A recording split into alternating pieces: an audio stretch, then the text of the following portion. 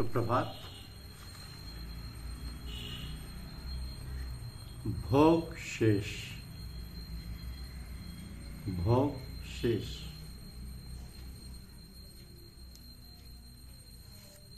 विपत्ति नहीं रघुपति की दया।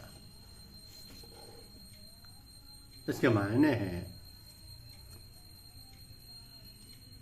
कि जब तक हमारे भोग शेष हैं तब तक हम भगवान तक नहीं पहुंच सकते। विपत्ति नहीं रघुपति की दया, भोग भोगाए छोड़ा वही माया।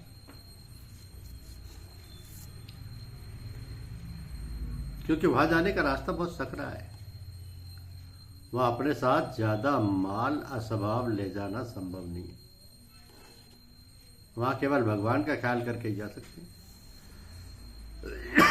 इसलिए भगवान हमें अपने तक पहुंचाने के लिए कठिनाइयों से पार करवाकर निर्मल बना देता है।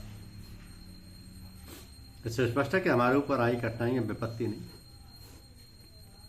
वरन हमारे प्रभु की दया है। इसलिए कहा गया है ना कि विपत्ति नहीं रघुपति की दया, करम भोगाए छुड़ावई माया। तो हमारा कल्याण इसी में है कि हम अपने दिल में ये जमा लें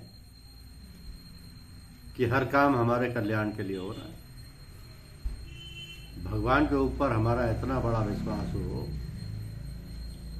कि वो जो कुछ कर रहा है हमारी भलाई के लिए कर रहा है। भोगों का भुगतान तो आवश्यक है, बस भगवान को हम इतनी याद करें कि याद भी बाकी ना रहे।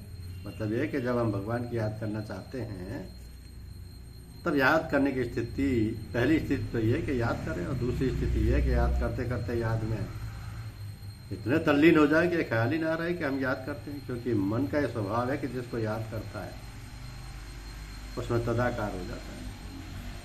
तो जब तक भगवान की याद है द्वैत कायम है। देखिए राधा जी कृष्ण की याद में इतनी तल्लीन हो गई कि अपना आपा ही नहीं खो बैठी, वरना अपने को कृष्ण समझने लगी और स्वयं राधा को ढूंढने लगी।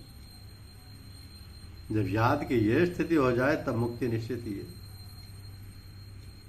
क्योंकि जब हम हर काम भगवान की याद में करेंगे